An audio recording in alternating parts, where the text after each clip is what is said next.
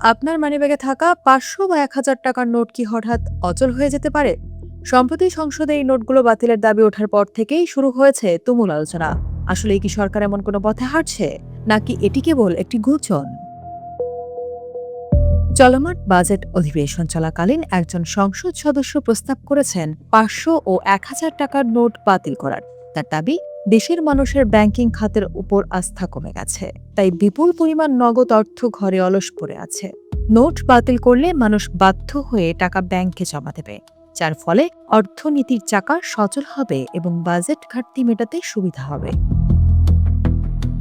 অর্থনীতিবিদরা বলছেন, সাধারণত কালো টাকা উদ্ধার, জাল নোট নিয়ন্ত্রণ বা দুর্নীতি রোধে বিশ্বের অনেক দেশ এমন পদক্ষেপ নেয়।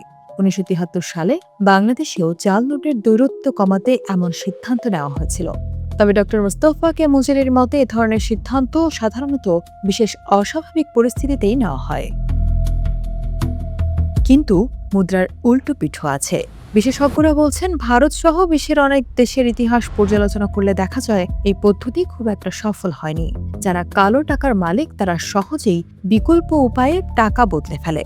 উল্টো এতে সাধারণ মানুষের মধ্যে আতঙ্ক ছড়ায়। ব্যাংক ব্যবস্থা ও সরকারের উপর আস্থা কমে যায়, মানুষ ডলার বা স্বর্ণের দিকে ঝুঁকে পড়ে, যা অর্থনীতির জন্য ক্ষতিকর হতে পারে।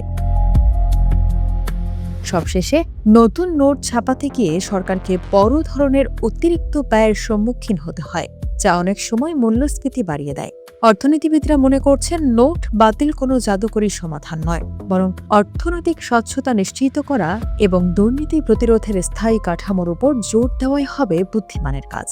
সরকারের পক্ষ থেকেও এখন পর্যন্ত এমন কোনো সিদ্ধান্তের কথা জানানো হয়নি, তাই আপাতত এই নোটগুলো নিয়ে আতঙ্কিত হওয়ার কিছু নেই।